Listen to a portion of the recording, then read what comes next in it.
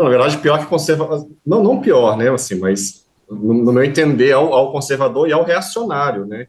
Aí, para mim, que é o problema. Assim. Sim, É claro, né? Assim, que estamos todos progredindo, até porque né, um dia vem depois do outro e tal, mas pensando em termos né, político-culturais, né? Né, cara, a gente viu recentemente isso, né, com o é, Bolsonaro, que pode ocorrer uma revolução reacionária, né, uma sim, cara. ruptura no sentido de caminhar para trás. Assim. É um, é uma é uma obscuridade dentro do que se diz do movimento conservador, né? Existe uma ala do conservadorismo, entre aspas, aí, muitas aspas, os intelectuais né, conservadores e tal, que né, você tem toda uma escola aí, de onde, por exemplo, surgiu Margaret Thatcher e tal, e a galera Sim, sim. Reagan e tal, mas essa galera aí não lê nada, não consome nada, é Não, uma não. gente toda focada no obscurantismo, numa parada quase medieval, de E é conservar não se complicado, né? sabe, de conservar não se sabe o quê.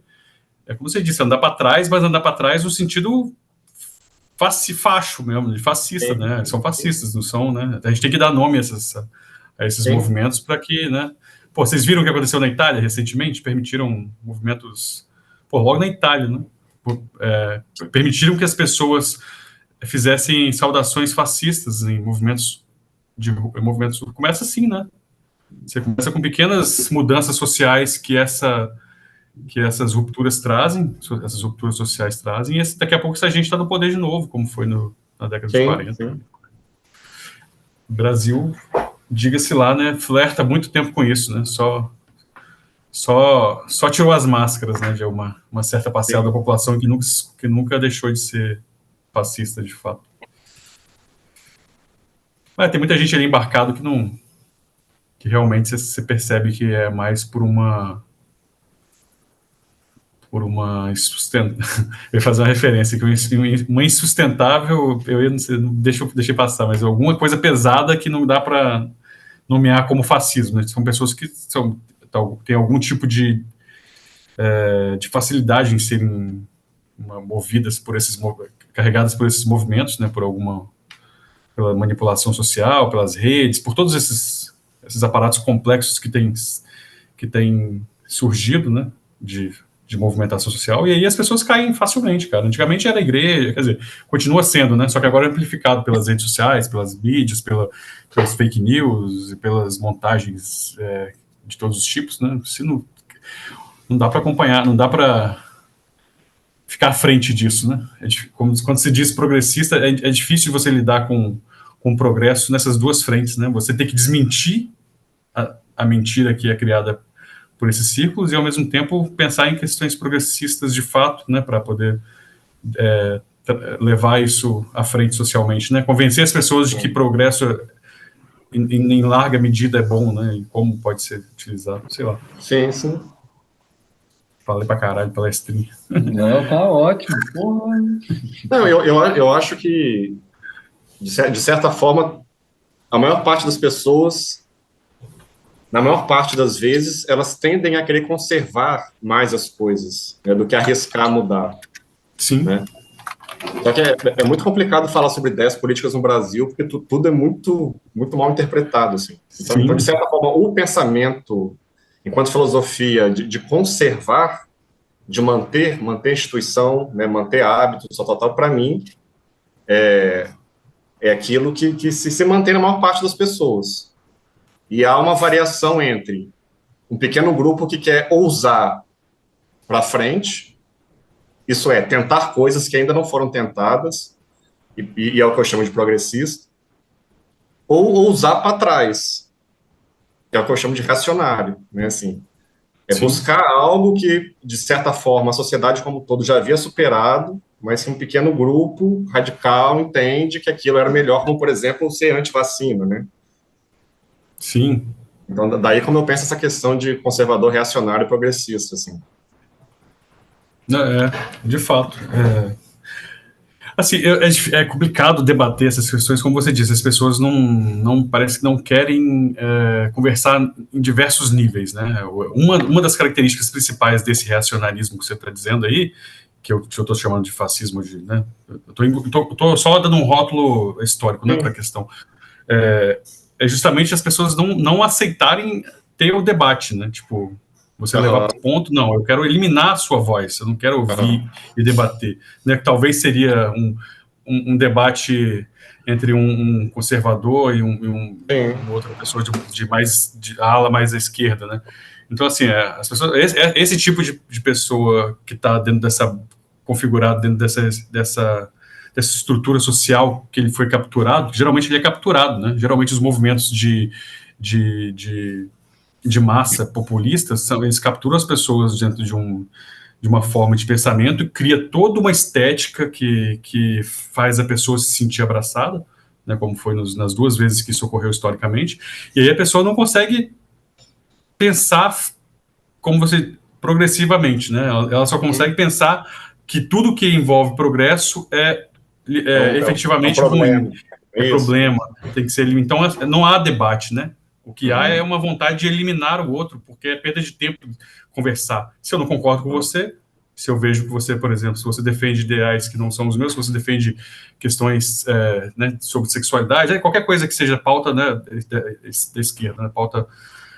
Então eu não concordo, eu não quero ter isso perto de mim, então eu quero eliminar. Né? Então esse caldeirão, cara, isso que é difícil de você tentar trazer de alguma forma para algum tipo de diálogo. Você não consegue debater porque o cara está tão capturado pelaquela estética de pertencimento, né? E aí não é culpa da igreja, obviamente, não é culpa assim, desse ou aquele movimento, mas você percebe que há locais sociais dentro da estrutura social como um todo que são mais permissivos a essa captura, né? As pessoas têm mais tendência a acreditarem num movimento desse cunho, né? De reacionarismo e tal.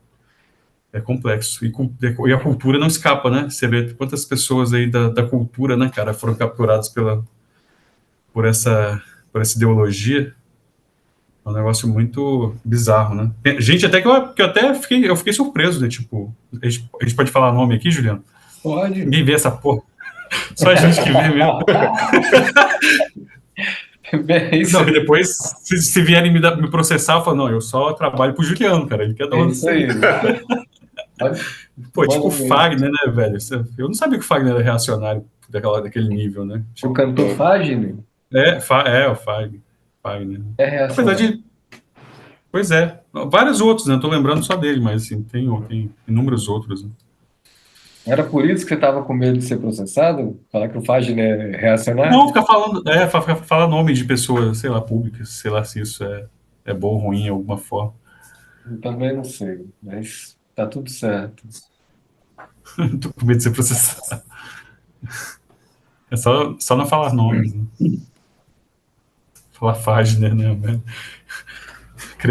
Mandar pra Quase criar um artista lá, um personagem chamado Fagner. Declaradamente fascista, o cantor facho. Bem, você acabou de criar, né?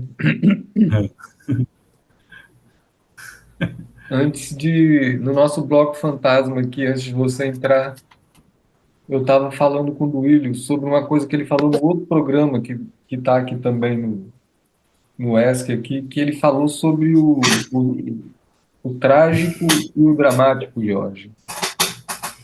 O nascimento do drama. O que? Mais aquela parada referente lá do Nietzsche, lá, do nascimento da tragédia, essas coisas não, né? Do drama? Não, estava falando sobre a coisa do drama burguês, e eu acho que, no fundo, a gente vai acabar batendo no mesmo lugar. Se eu salve engano, geralmente é o que acontece. Manda aí, eu não lembro desse. Isso foi editado? Você não participou desse. Filho, tá. Eu não sei o que estava rolando, aí eu lembrei de uma entrevista da Elke Maravilha com o Abu Janra, aquele Provocações. Sim, passava na cultura de noite. E aí chega um momento em que o Abu Janra, né, aquela figura carrancuda, rabugenta, irônica, não sei o quê, e aí ele fala para ela assim, pô, El, que maravilha, como é que você consegue... E ela toda debochada, né, assim, né, gargalhando, tal. Como é que você consegue ficar rindo nesse país miserável que nós vivemos, não sei o que, não sei o que, não sei o que, não sei o que lá. E aí ela mandou ela falou, criança, é porque tem uma diferença fundamental entre nós dois, é que você é dramático e eu sou trágica. Aí a gente tava conversando sobre isso, assim. E até Mas vocês chegaram num consenso do que é essa diferenciação, se há, quer dizer, há, né? não, primeiro eu Terminológica. fiquei assim, cara, eu nunca tinha parado para pensar nessa linha, né? E nessa linha de visão de mundo, né? A partir disso aí, a gente estava conversando sobre isso aqui no Bloco Fantasma e ele estava falando sobre o nascimento do drama lá, junto com a burguesia. Né? Volta aí a fita aí. Eu só fazendo um parênteses, eu acho a Elke genial, cara. Eu acho É foda. uma figura incrível. Ela é uma puta intelectual, assim, cara. Sim, Fala totalmente. poliglota, ela estudou medicina. Ela tem uma história de vida muito doida. Sim, sim. O que você falou?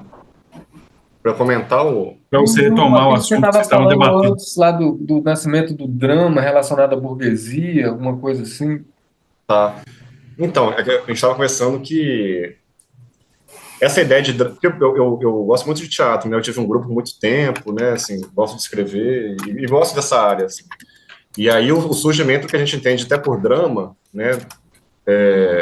Não do teatro, né? Do teatro, drama. O Sim. drama enquanto aquele espetáculo concentrado nos conflitos individuais e tal. Isso coincide com a ascensão da burguesia, assim, no século XVIII, né, 1700 e alguma coisa. Assim como o movimento cultural que está ligado a ela, que é o romantismo. Né, essa coisa do romantismo, e mais do que o romantismo, o ultra-romantismo, né, dos poetas que morriam jovem, sofrendo de tuberculose, não sei o quê, tal. Isso tem muito a ver com esse surgimento e afirmação do indivíduo na história. Né? Porque até então, se você pensar nas eras, né, as grandes eras, Idade Antiga, Idade Média, comecinho da Idade Moderna, não tinha muita noção do indivíduo. Né? Assim, na Antiguidade, os gregos, por exemplo, tinham claro que eles eram joguetes, né, nas mãos dos deuses, né, por exemplo. Mesma coisa na Idade Média, né, nas mãos de Deus, né, e depois que vem surgir essa coisa do burguês, do comerciante, desse foco muito forte nas dores do eu, do indivíduo. E o pensamento grego trágico era justamente de que a vida independe de você. Né? Então, assim, você vai ser feliz, você vai sofrer pra caralho e dane-se, isso é a vida. Né? Então, assim, não adianta você Destino, ficar... né? É um destino É o destino, não está nas suas mãos, né? Não está nas suas mãos. Então, não adianta você ficar nessa coisa de sofrer da dor individual, tal, que tudo é muito maior do que você, né? É um pouco essa discussão que a gente estava tendo, assim. Massa. É engraçado que, como você estava falando, estava pensando numa outra coisa, como isso aparece nas sociedades politeístas, né, cara? Eu não conheço todas e tal, mas eu estava tentando fazer um link aqui, essa coisa do destino, né, de você não ter controle sobre a sua vida, por exemplo. Isso aparece muito na cultura viking, aparece na egípcia, aparece na romana, porque é greco-romana é a mesma coisa, né? Mesma coisa, mas tá ali, né? Assim, não sei outras, mas acho que até as mesopotâmicas, nessas pré-fenícias, também aparece essa coisa do cara, né, aquele conceito do herói, o cara tem um destino a cumprir e tal. Tipo, eu acho que essas primeiras epopeias de herói é tirado de lá, né? E, na verdade, as tragédias são justamente as grandes histórias em que os heróis se ferram. Sim. Né? Então, assim, tem toda uma... e geralmente essa narrativa, né? Essa narrativa de que o cara tem que passar por aquilo para que umas coisas que já estão também definidas aconteçam daquela forma que tem que acontecer, tipo Édipo, né? Tipo, o cara tem que se fuder daquela forma para poder ele entender que aquilo aconteceu, tipo, essa é uma moral, né, sei lá. E geralmente o que eles chamam de falha trágica acontece quando o herói ele tenta desafiar justamente a ordem maior das coisas. Sim. Quando ele quer ser indivíduo. Né? Então, assim, é uma diferença fundamental para o drama. Quando ele quer ser individualista, quando ele quer crescer acima dos demais, da ordem das coisas, é que vem a falha e ele se fode demais, assim.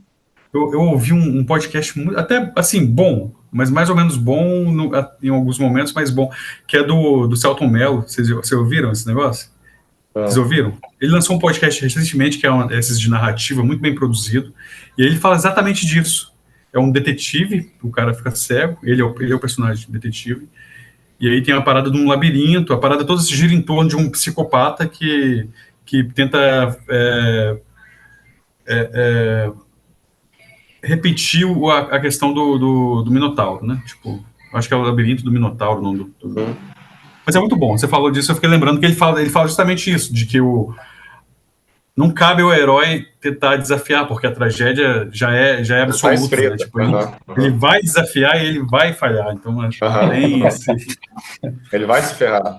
E vai se ferrar. E isso é o que sustenta a tragédia, né? Tipo, não tem. E é Tipo, um aí pouco cita a vários, vida, né? Tipo, é o olhar trágico sobre a vida, né? Então, assim, diferente do burguês, meu Deus, por que isso aconteceu comigo? Aí seu mundo cai, né? Ah, você perdeu o emprego, você perdeu a amada, aí você fica mal anos, não sai de casa e tal. Isso é o dramático, né? é. Isso é o individualista, é o burguês. Né? O trágico tem esse olhar, porra, perdi minha família e a vida segue, amanhã é outro dia, e segue vivendo, carregando as dores e as alegrias e vai tocando. Uma coisa que está muito comum ao meu redor, né? A famosa geração 40 mais. Uhum. É muito um papo assim, pô, estamos ficando velho, né? Nossa,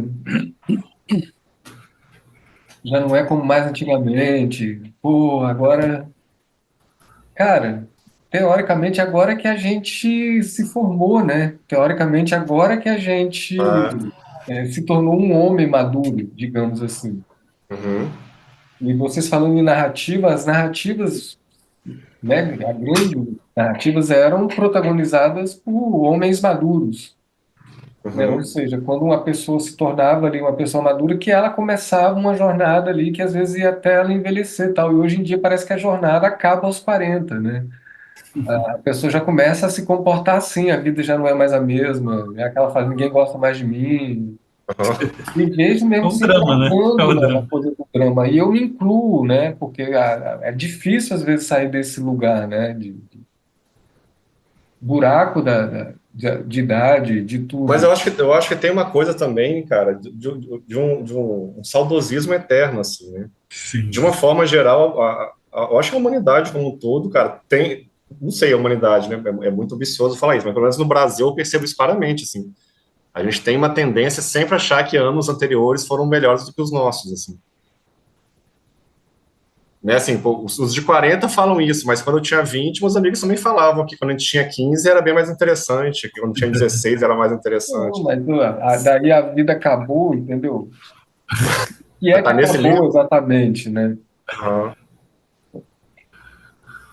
E é engraçado, esses dias meu filho, eu tenho filho de 10 anos, né? Aí ele falou que ele queria muito ter vivido na década de 80, que ali sim foi uma época boa, Foi não sei o que, não sei o que. horrível.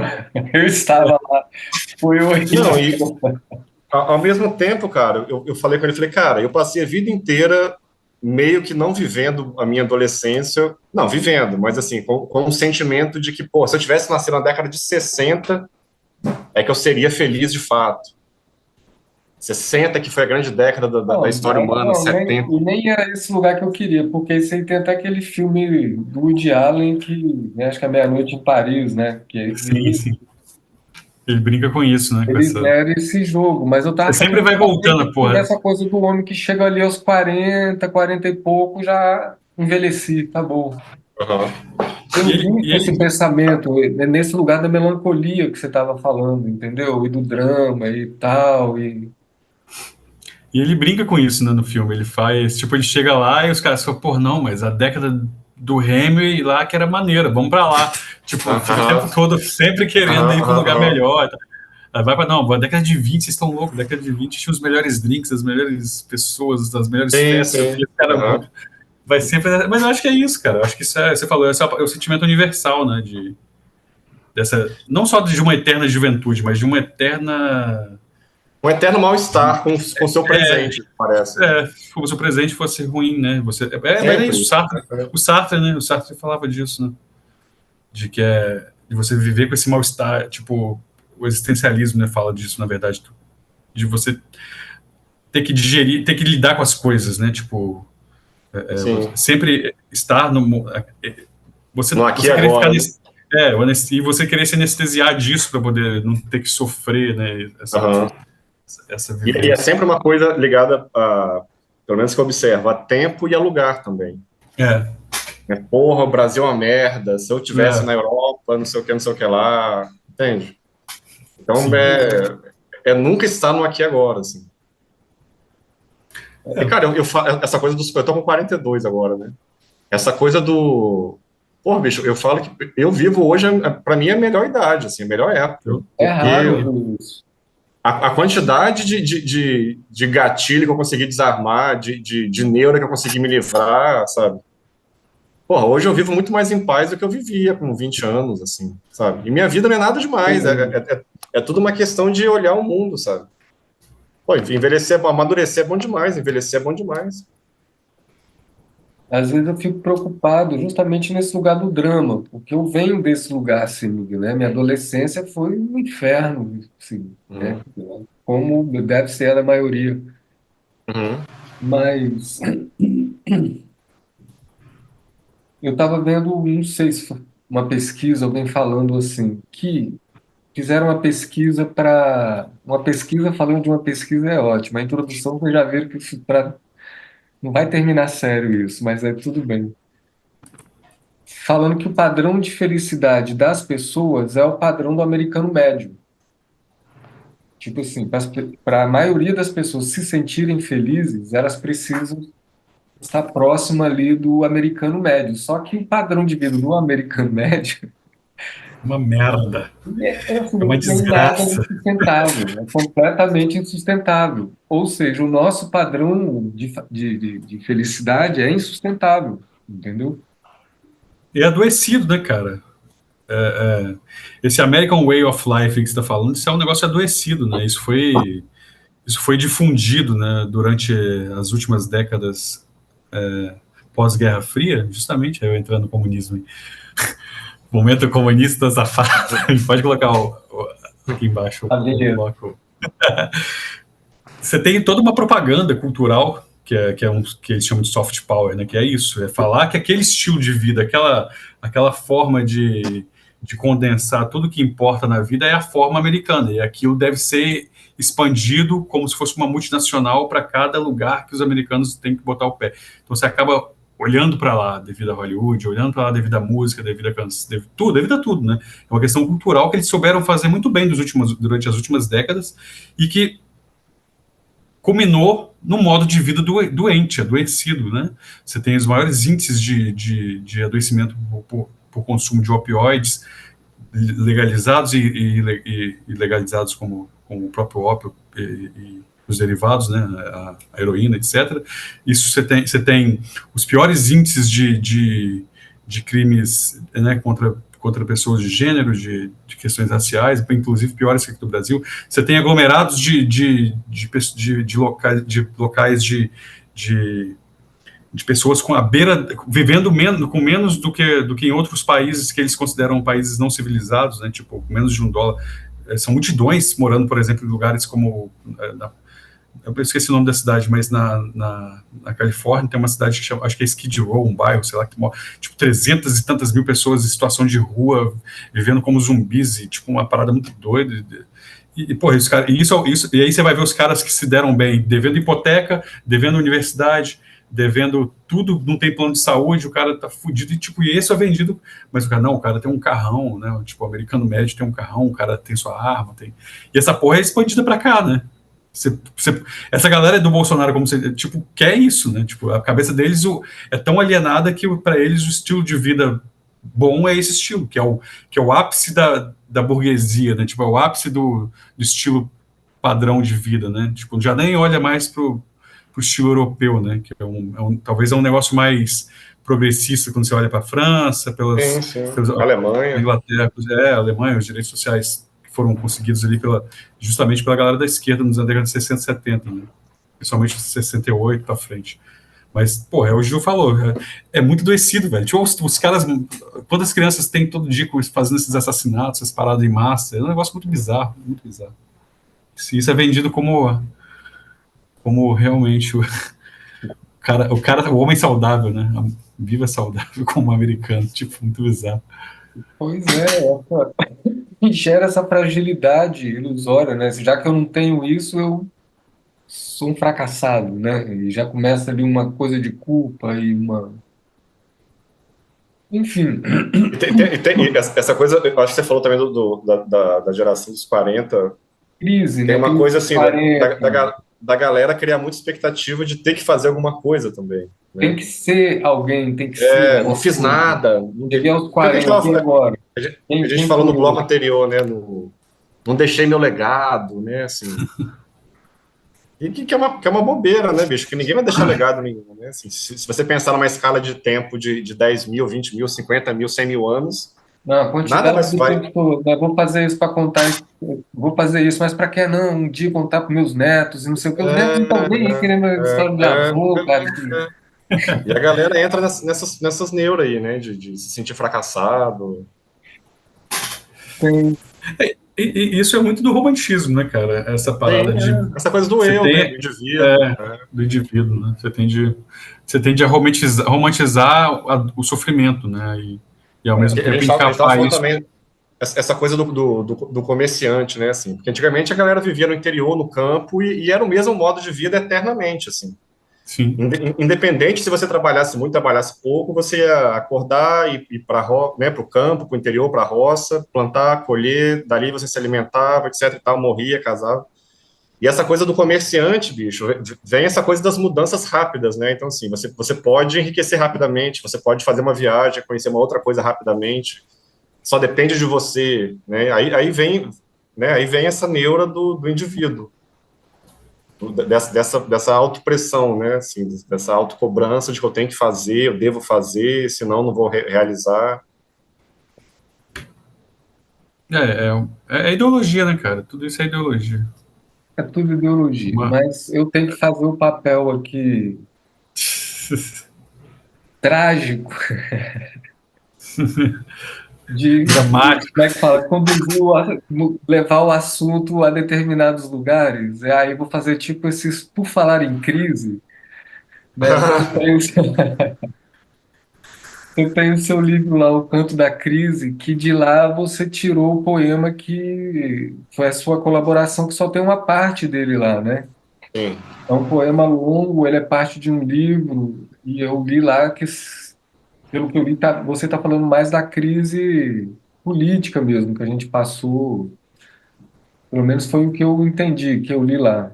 Mas eu acho sim, que por trás ali deve ter mais camadas, né? sim, sim, Talvez sim. chegue até nessa fragilidade que, do ponto de vista talvez muito raso também, é por onde eles exploram as pessoas também, justamente por esse sonho americano, esse sonho de ter uma vida, entre aspas, correta, né? Que as pessoas acabam sendo exploradas, porque não é todo mundo também que é fascista, que é... Sim. Às vezes tem pessoas que, sei lá, entendeu? Querem plantar árvores e acabam sendo cooptadas. Aham. Não, a maioria não é, né? A grande maioria não é, né? Esse tipo de pessoas que. Não é do mal, né? A gente pensa no cara como os caras do mal, assim. Não, não é. É muito. Assim, o problema da ideologia de massa é que ela consegue rapidamente amealhar essa galera, porque justamente são pessoas que são alienadas pela vida mesmo, alienante, né, pelo cotidiano, né? Então, Uhum. você tem essa desproteção, talvez, sei lá, essa fragilidade com relação a isso, para esses assuntos, né? Porque você pode observar que sempre são temas, por exemplo, você pega, quem é contra o aborto? Ah, é fulano, todo mundo. Quem é contra. Aí só que eles vão desmontando a coisa. Quem é a favor da vida? Todo mundo é a favor da vida. Entendeu? Eles vão pegando, dando esses laços, enfeitando, né, É de tudo laços de fita. construído, né? Cara, isso tomou uma amplificação. Eu nem sei mais o que o Juliano perguntou comigo. Tá falando do texto. Volta lá dele, senão eu vou ficar falando de novo. Vocês podem me cortar, Não, então, senão eu fico toda hora falando Eu só de queria que o política aqui. Eu vou ficar... Murilo falasse um pouco da raiz do texto dele, que pode ser que a gente acabe reconectando as coisas também. sim, Eu queria que ele falasse certo. um pouco do texto, promovendo as Então, o poema que está na revista, se eu não me engano, ele chama Ilha, né? E é um poema que está aqui nesse livro aqui, né? O Canto da Crise, que se chama. Que é um livro que foi escrito dentro de um contexto muito específico. Ele é composto de 5 longos poemas, assim. Foi um momento que a gente estava vivendo algumas crises conjugadas, né? Então, assim, no Brasil, essa coisa do impeachment da Dilma e já da ascensão desse neofascismo, assim. Em âmbito mundial, também a ascensão do Trump, né, tudo que ele representa, e dessa modinha, assim, fascista, né. No Espírito Santo, a gente vivendo a questão da greve da PM, né, que quem viveu foi um momento muito, muito peculiar, assim, né, acho que marcou muito profundamente a vida de todo mundo. Então, assim, são essas 3 crises, cada uma é o nome de um poema, né, essas 3. Além dessas 3, tem outras 2, né, uma que eu chamei de ego e outra que eu chamei de tel, que é como se fosse uma reflexão a partir do indivíduo e uma reflexão a partir de algo muito maior, que seria a divindade, a totalidade, né, então é como se fosse uma reflexão sobre crise em múltiplos aspectos, do indivíduo à cidade, ao país, ao mundo e à totalidade da existência. Assim. E é claro que não é só um livro que fala de problema, de crise, né? Como o Juliano falou, que são muitas camadas envolvidas. Né? Então, na verdade, um indivíduo, né, assim, escrevendo poeticamente dentro de um contexto específico e sendo afetado por ele. Né? No caso da ilha, por exemplo, se eu não me engano, essa crise latente ela nem aparece tanto. Assim. O que fica mais eu sou morador do centro de Vitória, né? Então, assim, é muito mais o olhar de um morador que tem esse amor pelo centro, mas de um amor trágico. E aí eu acho que a gente faz um link interessante com o que a gente estava falando, assim, porque o centro, para mim, é o lugar do trágico, é o lugar de todas as contradições, né? Diferente de um bairro como Jardim Camburi, que é onde eu nasci, né? Então eu posso falar com propriedade, que é um bairro muito e onde eu vivi até mais de 30 anos, assim, que é um bairro muito homogêneo, né? E não é à toa que é o bairro que mais cresce, assim, porque parece que as pessoas elas procuram o conforto da homogeneidade, né? Elas querem morar perto de pessoas que têm casas parecidas com as delas, que tenha, né, assim, que se arrumam como elas, que trabalham em trabalhos parecidos, têm os mesmos hábitos, etc. E tal. E o centro, para mim, já é esse lugar da doideira, assim, da contradição, da vida escancarada, né, assim, de coisas boas e coisas ruins, de arte e de morador de rua, né, e escola de samba e igreja, que é uma coisa que me fascina, assim, que é, então, esse poema que foi parar na revista. Eu tinha feito um livro antes desse chamado... Eu só publiquei 2 livros de poesia, né, esse e um anterior chamado O Sobrado. O Sobrado é a história de um casarão onde eu vivi, na Rua 7, aqui no centro, e é justamente isso, assim, é um poema para cada cômodo. Né? Então, cozinha é um poema, poemas longos, né? Banheiro, e cada poema é também uma reflexão sobre aquele lugar, o centro. Então, são, a meu ver, poemas, livros que estão nessa lógica do trágico, né? Assim, desse olhar complexo sobre a vida. E não derrotista, né, e não sofrido. Assim, é um pouco que há momentos de lamento, de canto, né, como o nome do livro, né, mas não é um livro com esse objetivo de você acabar de ler e entrar nesse universo da espiral da melancolia. Não, assim, acaba sendo sua dentro do forma caos de... é possível respirar, né, é possível criar, é possível superar. Em fôlego, né?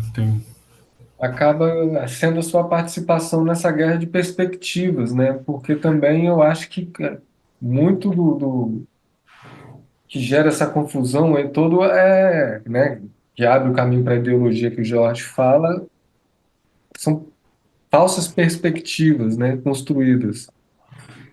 Então, eu acho que enquanto autor, você se colocando no lugar de observador e de pensador, tem Sim, também essa coisa como se diz, ajudar na desconstrução, né? Pelo sim, menos é assim que eu vejo quase tudo que a gente faz aqui, assim, trazendo perspectivas de pontos que às vezes a pessoa não alcançaria se você não abrisse a sua janela também ali, entende?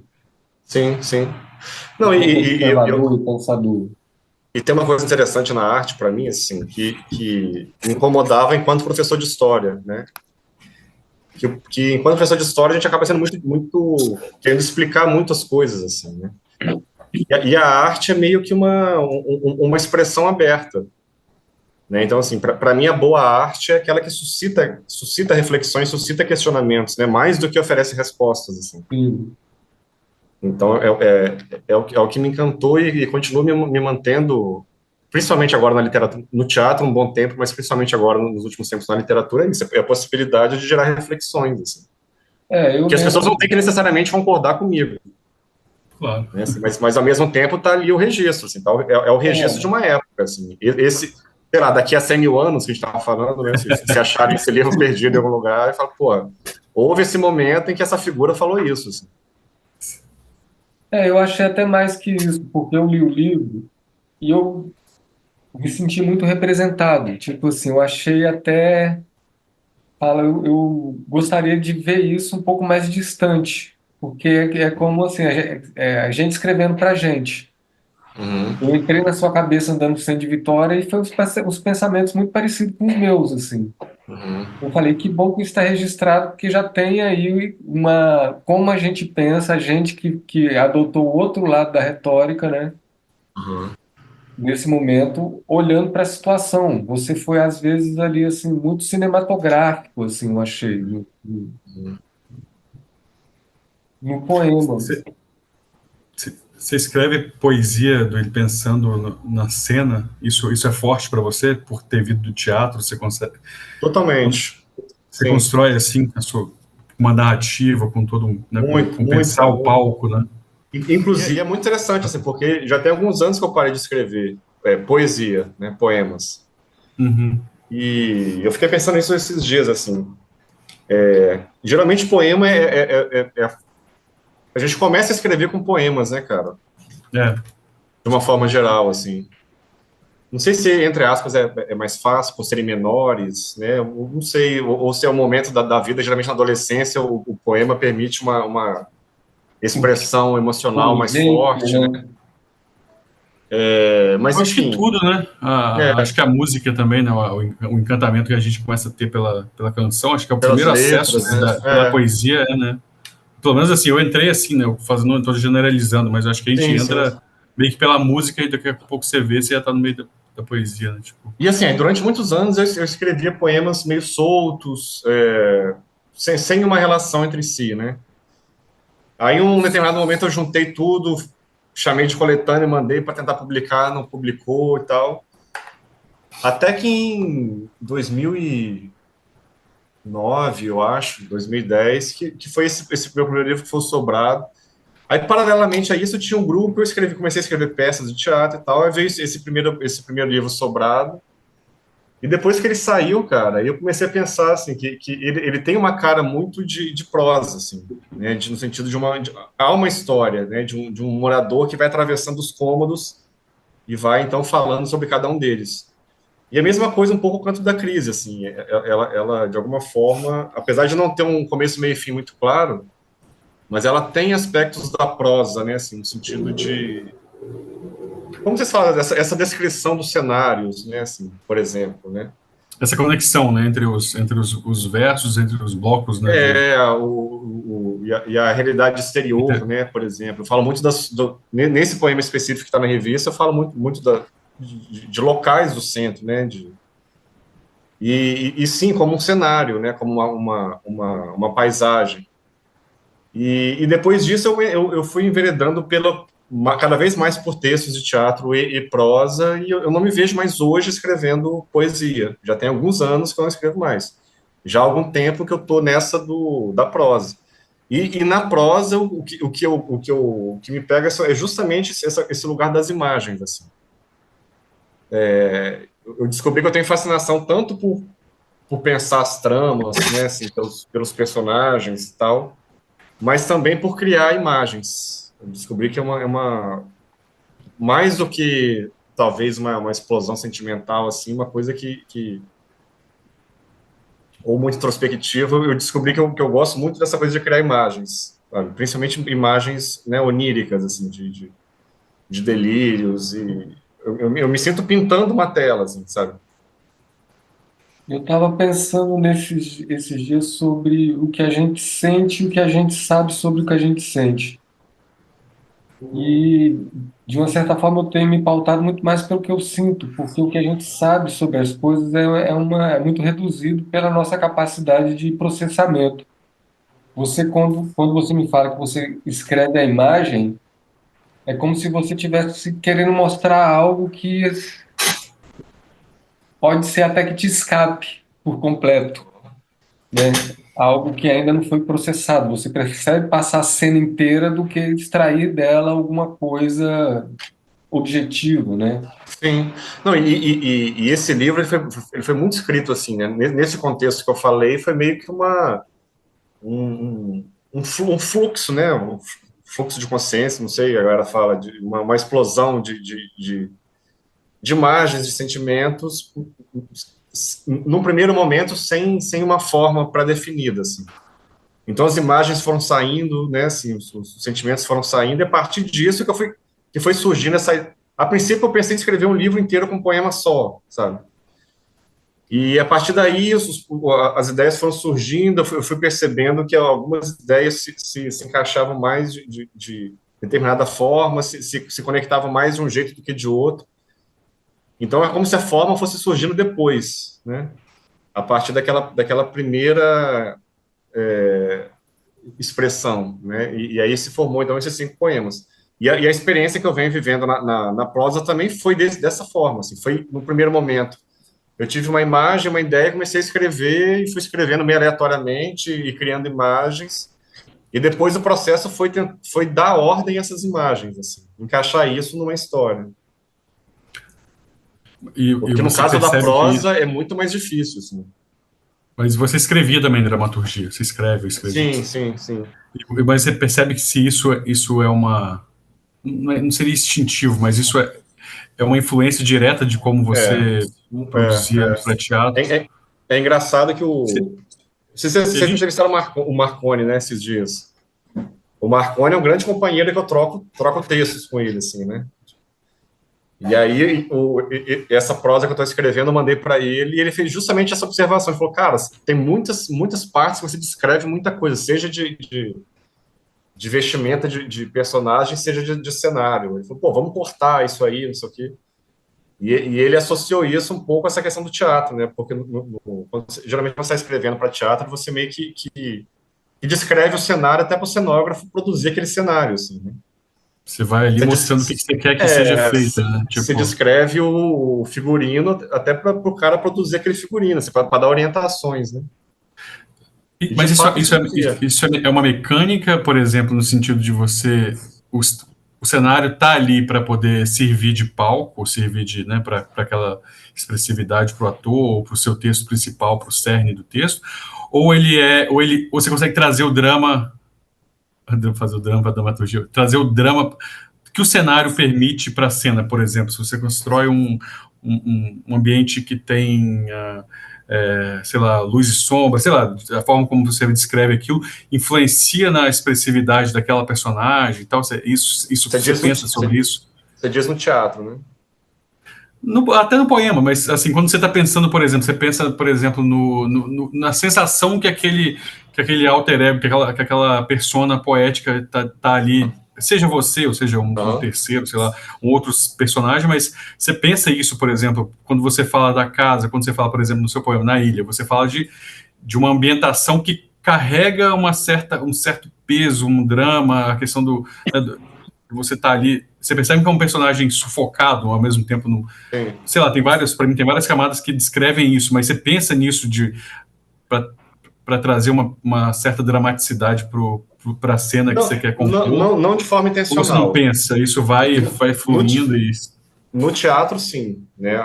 é pensado, né? É objetivo, você quer trazer aquilo. Isso. O texto teatral, pelo menos a forma como eu trabalho, eu trabalhava, que eu não tenho feito mais, assim.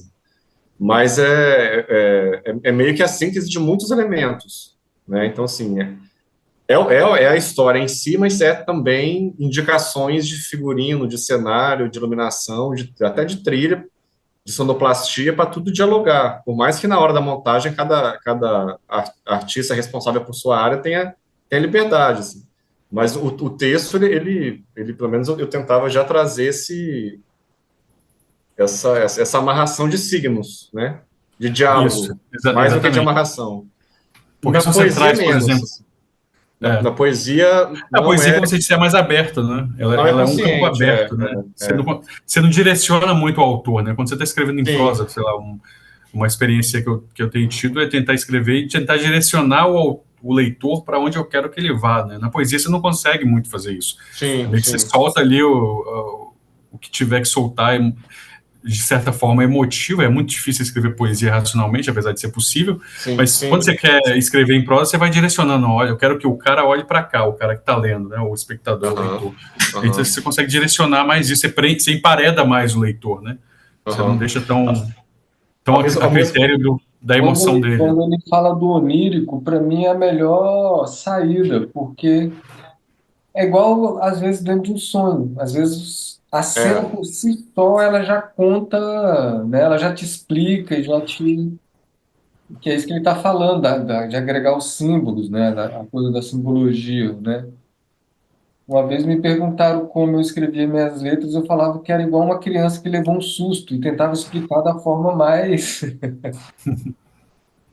rápida, direta possível uma coisa que ele não sabia como explicar, entendeu? legal.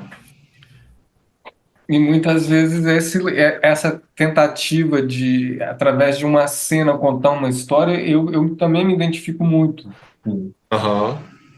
o trabalho E eu do acho que as suas letras têm essa pegada, assim, né? Que ao mesmo tempo que elas são explosões de imagens, elas também, como um todo, elas contam uma história, né? Pelo menos me parece isso. porque o cenário, assim, né, como no teatro eu imagino, é parte da história, né? Sim, Aham. A é esse pessoa ponto que eu queria entra em chegar. um ambiente ali, dependendo do que tem naquele ambiente, você já sabe que ele vai, o que provavelmente ele está E sentindo. você leva isso para o palco, né, Ju? Você carrega, você transforma a sua. Para além da expectativa da letra em si, da canção, você leva essa dramaticidade para o palco, né? Quando você coloca luz, quando você coloca uma cadeira, sei lá, o Aju. Sim. Eu percebo isso. Às vezes uma cadeira, né, e uma pessoa sentada falando ali, sei lá, um monólogo, traz É essa carga teatro, toda né? emotiva que assim, eu percebo sempre os seus shows, é uma observação que eu faço, que as pessoas comentam, pelo menos onde eu circulo, que o seu show, as suas apresentações, seus shows são muito teatrais dentro do que é a sua música. Né? Assim, eu percebo isso e acho que isso é legal. Acho que Sim, é sim. um Pode a ter um mais, jeito né? de dizer que foi chato também, eu não sei. Não, cara, eu acho que não. Eu acho que é uma parada que conta, né? Tá. Não, é Não, é sacanagem. Eu acho que legal. só a música per si, assim, só a música como ela é, violão, voz, Mas é porque é eu acho que incrível, tem mas muito isso da palavra, né? É assim, você está numa cena e a cena depende da palavra, né? A pessoa depende de ouvir as palavras ali para. E eu tenho me sim. identificado, sim, como artista de teatro, sim, de um tempo para cá, porque eu Uhum. não me vejo como um artista de entretenimento. Então, Não, o e o show é teatro, algo cênico, né? também.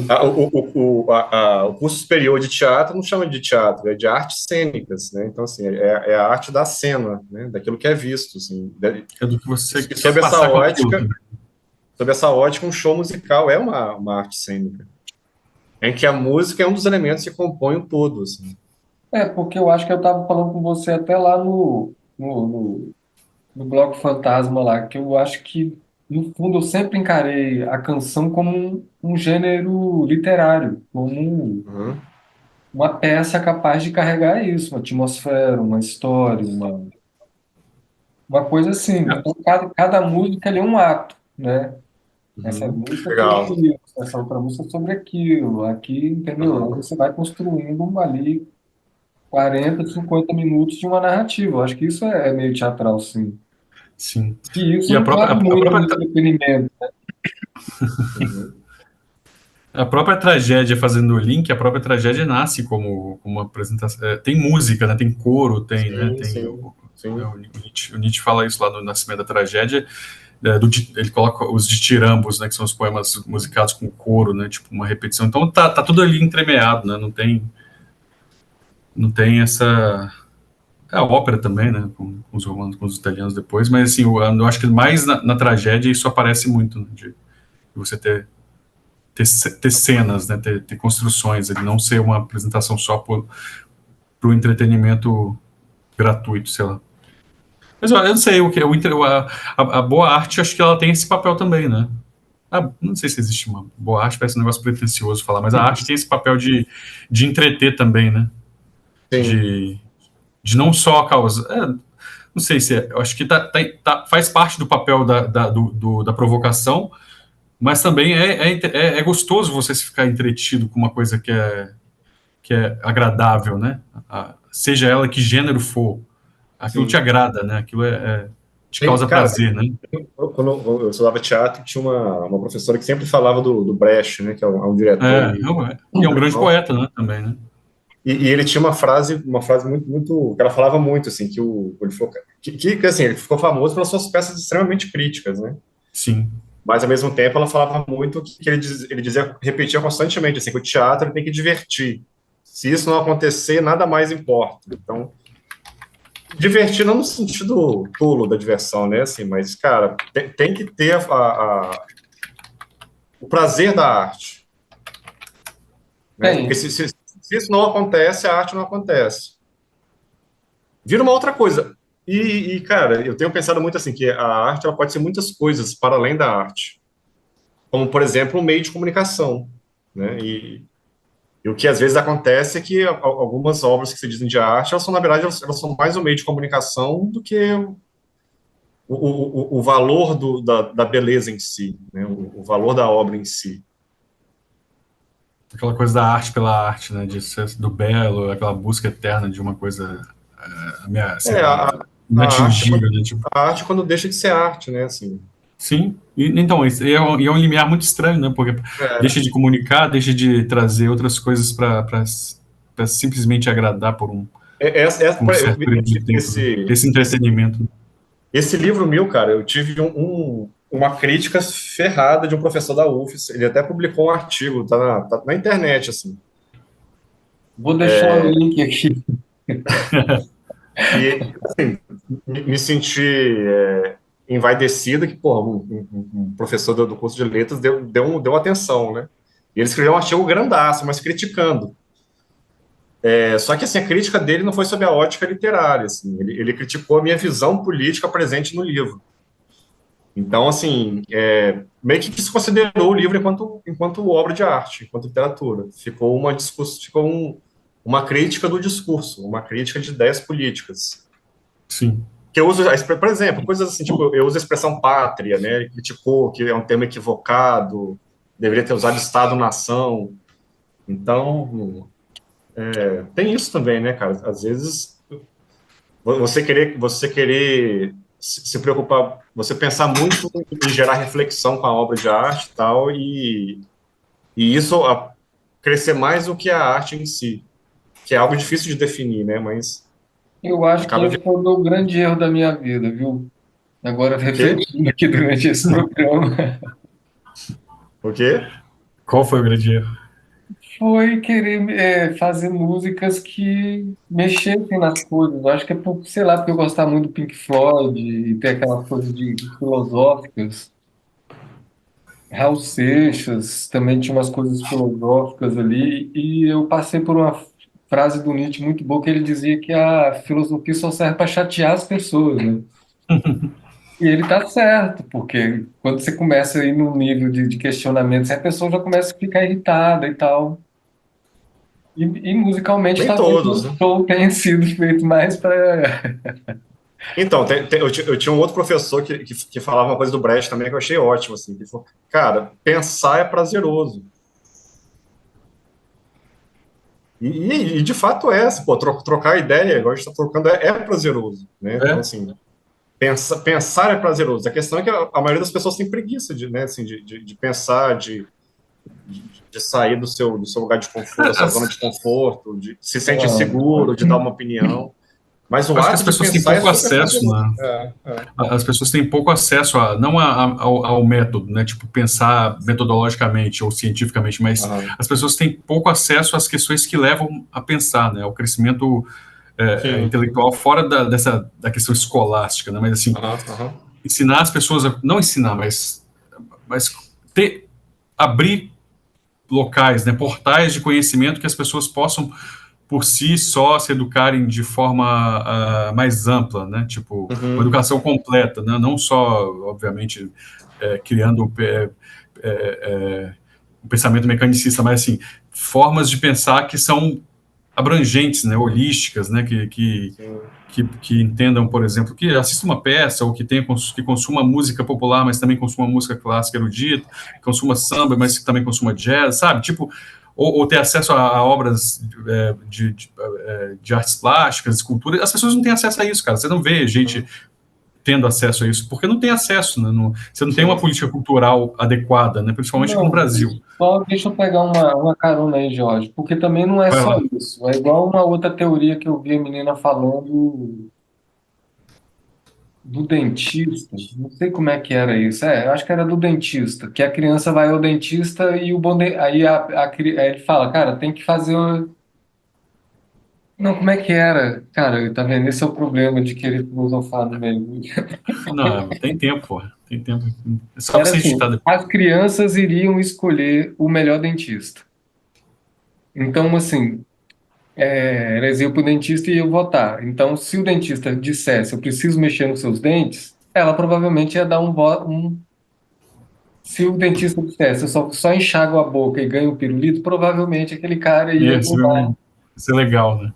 ia ganhar o voto da criança. Então, quem ia ser eleito o melhor dentista da criança é aquele que só ia falar que era só enxaguar a boca e ganhar o pirulito. Eu quero dizer, sim, as pessoas estão muito acostumadas também com essa coisa de serem agradadas com coisas de arte. E elas Sim. nunca vão falar assim, não, agora eu quero me chatear, agora eu quero ver uma peça E vai me incomodar. que vai me incomodar. Então, assim, é injusto Aham. esse quando eu lugar, digo de entendeu? acesso. Os patrocinadores sempre vão preferir Sim, mas é porque a gente vive numa estrutura de uma sociedade que permite que essas coisas consumíveis, produtizáveis, são mais aceitas, porque existe uma formação, por exemplo, o cara ter condição de entender, por exemplo, uma peça do Brecht, ele tem que ter uma referência de alguma coisa, né? Isso só vem através de algum tipo de influência, seja ela positiva ou negativa, através do estudo, da história, da escola, sei lá. Mas, assim, se você der coisas boas, o ser humano tem essa tendência eu acho, de querer só o prazer, né, cara? A gente estava naquele outro debate no outro bloco, Pois de que a é. gente é hedonista, né? Mas o hedonismo, às vezes, não é só... aquela questão do epicurista, né, que o Ariel estava falando, que é você aceitar viver tudo, né? Tipo, a dor também pode ser prazerosa, né, num certo aspecto da vida, né? Tipo, Quando ela mas quando ensina, você... né, uma coisa boa, né? Sim, é esse acesso que eu quero dizer, mas um acesso amplo, né, e restrito a tudo, né? E eu acho que assim, a lógica do entretenimento, né, da televisão, de rede social, ela criou uma relação também das pessoas com a arte, né, assim, que elas entendem como arte como anestésicos também. Sim. Né? Então, assim, geralmente tem empregos entediantes ou estressantes, né, assim, relações complicadas e tal. E quando elas se predispõem aí a um show, né, ou ver um filme, assim, elas não querem ser, elas querem ficar anestesiadas, assim, né? Elas querem ter Sim. momentos de alegria, tal, tal, tal. Elas não querem, Uhum. Manter sempre a euforia, né? elas não querem ser perturbadas, assim, né? Uhum. Por mais que tenha Exatamente. um momento que ele dá uma chorada, né, uma cena de filme mais triste, assim, mas é aquilo para esquecer um pouco da vida É dela e o, tal, e depois voltar, né? Então, assim, é o não é pão e uma coisa. circo, né, cara? Não é uma coisa Mas assim, para te colocar para questionar, né? mas a gente sabe, né, que também em algum momento eles vão buscar o extremo disso também, né? Que ninguém consegue viver numa zona só. Ninguém vai viver só na zona de euforia, ninguém vai viver assim. Por mais que essa seja mais facilitada, vai ter uma hora que você vai querer ver um filme de Tem terror, esse vai rompante, querer né? ver uma coisa mais intensa, entendeu? As pessoas que costumam romper com isso em algum nível são os artistas, né? Tipo, de romper com essa cadeia lógica de alienação, né? De você ter um trabalho, uma vida, que aí volta de novo naquela história do americano, né? Do americano médio, né? Do homem de 40 anos, bem sucedido. O cara vai romper com aquilo e fazer uma doideira, ou sei lá, ou né? Sei lá, tem esses rompimentos, né, sociais, né? Com as coisas, né? Tipo, Eu acho que talvez realmente. a grande sacada para a arte, que eu tentei fazer algumas peças, era justamente isso, assim, você vir trazendo dentro daquilo que é esperado, né, dentro de uma comédia a princípio boba, e pô, lá pela Santa vem uma cena que é um choque, assim, sabe? Você dá esses tapas, assim, de reflexão. E aí O teatro depois volta pro tá tudo bem, para sabe? colocar é só para quem fazia isso, eu acho que era o Ionesco, né? Essa galera do teatro do absurdo tinha essas paradas de fazer de chocar, né? As pessoas com as coisas muito absurdas, né? E aí, tipo, eu acho que ele foi, não sei se é do Ionesco, mas um livro chamado Rinoceronte, né? Que um cara vira um Sim, rinoceronte, Ionesco. tipo. E, Sociedade é porra, vendo é muito. rinoceronte. Caralho, que porra é essa? Isso Aham. é muito. E a princípio é É cômico, muito né? É uma peça chocante, cômica. né? E o Kafka fazia isso também, né? Aham. Na literatura, né? Que era uma coisa de agonia, né? De você, pô, o cara ficou Ao esse mesmo tempo, inseto, né? algumas pessoas podem ver, não perceber nada de diferente e ficarem super felizes. Sim, sim. Eu acho por isso que eu digo, às vezes é referência, né? Você precisa de ter referências para determinar, para acessar Sim. certos aspectos da obra, né? Às vezes a pessoa mete. Também não pode ser chato, né? O Juliano falou tem que ter um equilíbrio de alguma Aham, coisa, aham. porque senão você fica filosoficamente chato, né? Você fica enchendo a coisa de referência, e aí, porra, e aí não passa nada, é muito hermético, né? Tipo, Alguém falou isso ó, comigo uma vez, pô, mas seu show é alegre se de repente cuspa, maltrate, ofenda. Eu falei, pô, mas a vida não é assim. porra, é o contexto, né, velho? A vida não é assim. Mas, cara, A é vida como ela doido é, né? isso. Essa reflexão foi boa o tempo e o espaço na prosa e o onírico na poesia, né? Porque o onírico é praticamente a supressão do tempo e do espaço. E, ao mesmo tempo, Sim, você é o tem sonho, né? O território do sonho, né? várias informações na mesma cena, na mesma camada, enquanto na prosa tem que ser tudo organizado no tempo e no espaço de uma forma racional comum, né? E o onírico, às E- vezes, atinge o incomum pelo uma coisa também que é o simbólico, que a gente não sabe, mas que voar é a mesma coisa para praticamente todo mundo. A Aham. sensação de sonhos, você tá, né, claustrofóbico. Enfim, Aí você tem a lógica da prosa poética, né? sim, que é Que, esse que é, fluxo, né, que é assim, que a princípio é consciência um romance, é uma tentando. novela, mas muitas vezes o enredo em si ele é colocado no segundo plano em relação à própria experiência que o personagem principal vai vivenciando, assim, né? Independente de ter uma história muito bem definida. Sim, como a Clarice faz, né? Sim, sim, É, Clarice sim. faz muito bem, né? A prosa poética é um campo que a gente que me agrada também. Assim, eu já Mas que pensei é até muito na difícil, cara. dramaturgia. É difícil, cara. É Muito difícil. difícil. E você tem que trabalhar com esses dois aspectos, né? De tentar racionalizar a cena e, ao mesmo É, tempo, manter a pessoa num estado de sublevação ali, que ela isso. apreende os signos, mas é Aham. difícil. É difícil. É uma parada assim, bem do simbolismo. É difícil medir os dois, né? Assim, Sim. Mas eu Você, acho não que correr o uma risco coisa. de não, Desculpa. evitar tanto o risco de virar um caos, né? Assim, um caos ininteligível, ao mesmo tempo não ficar uma coisa didática demais. Essa medida é Eu acho que é o grande desafio. Assim. E esse lugar da poesia também dentro desse sistema que a gente falou, que quando você tira o padrão americano como padrão de felicidade e começa a buscar as coisas que vão realmente te manter mais, sei lá, né, conectado ali com a... Enfim, dentro das coisas, eu acho que vai acabar caindo na poesia, porque é um lugar de ativação diária de muita coisa assim que eu acho que a gente falou isso também no Bloco Fantasma, né? Sobre o fazer pelo fazer. O prazer de escrever, o prazer de ser lido, o prazer de ler, o Independente do prazer resultado. independente o quanto isso sustenta também, né? O prazer de viver e alimenta esse conceito de felicidade e não está muito longe do padrão americano de vida que é vendido, né?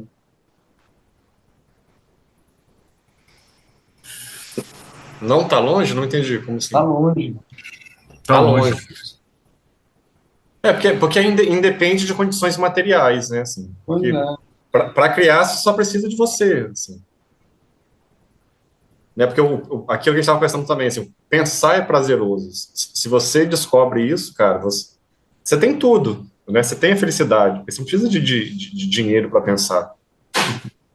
Né? E assim, se você pensar numa poesia oral, você não precisa nem de papel, nem de caneta, nem de nada. Assim, né? Então, o uma felicidade ponto-chave muito fácil.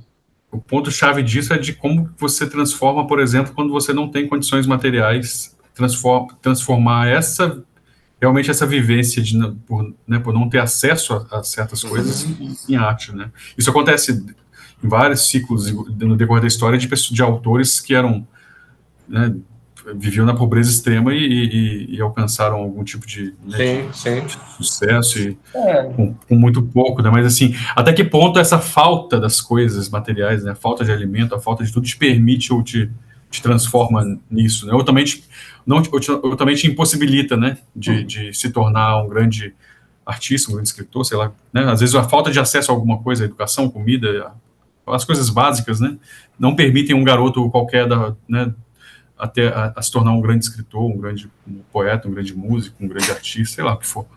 É aquele mito, né? Você só precisa de uma caneta e de um papel, né? Sim. Mas de sofrimento. mas é isso mesmo que o Jorge está falando. Alguns artistas acharam esse caminho para constituir carreira, entendeu? Se formar e tudo. Acho que, cara, tá com 3 Com 3 minutos. minutos. Isso. Quando tiver faltando 1 minuto, eu vou falar valeu. Vai dar tempo de Eu vou terminar. ficar de olho, mas é isso mesmo, é uma saída, cara. E a poesia eu acho que é a primeira saída mesmo, porque ela é mais direta, né? Antes da pessoa elaborar a prosa, até Sim. mesmo processar seu lugar no tempo, no espaço ali, a poesia vem. E é muito fácil botar no papel e depois, sei lá, musicar. E hoje em dia as coisas, os meios de produção facilitaram muito, né? Assim, já estão muito mais Internet. acessíveis, assim, para divulgar tudo.